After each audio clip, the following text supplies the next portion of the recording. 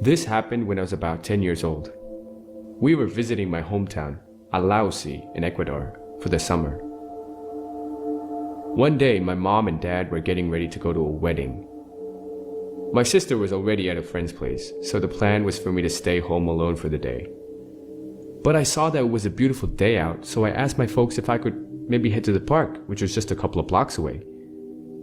They were reluctant at first, because there was nobody to take me there, but they were in a hurry, and I began throwing a tantrum, so they finally gave in. "Make sure you get back before it gets dark," they warned me.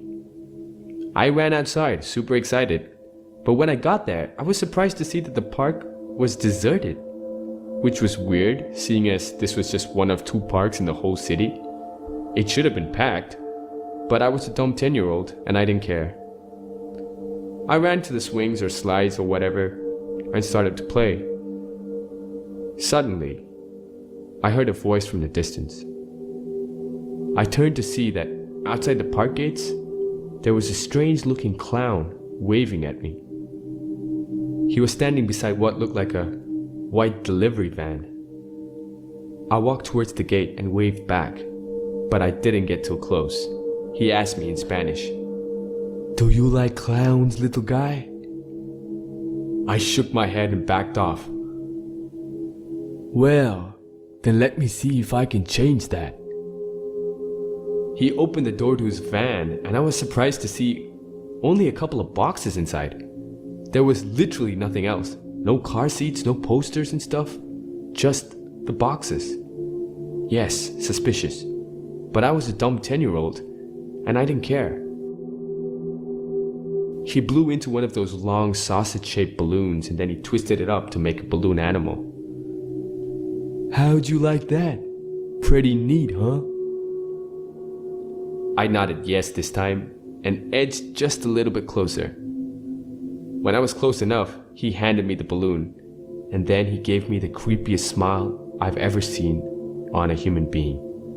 It was so evil that even dumb 10-year-old me knew to back up just a little bit. "If you want to see the rest of my tricks, you're going to have to come with me into the van. It'll be loads of fun." I told him that the exit was on the other side of the park and I couldn't climb over the gate. He then said something that haunts me to this day.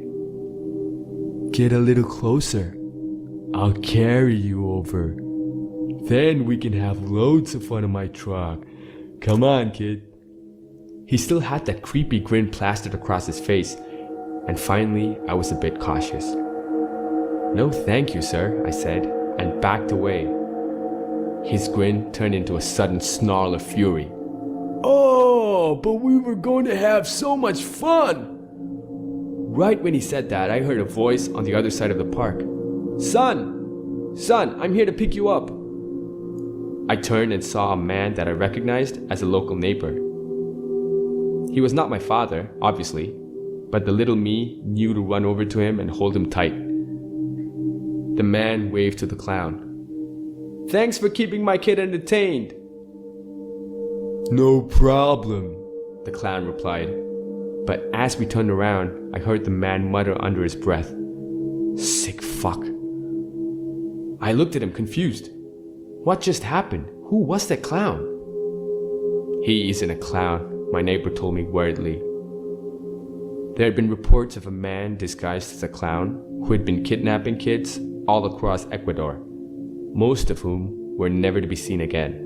There had been rumors that he'd been spotted near Alausi, so the locals were on alert, which was why the park was deserted.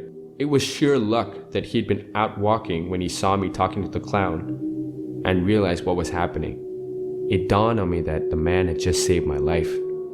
Right outside my house, my neighbor turned and said, "Be careful who you talk to, son. Not everyone here is who they seem to be."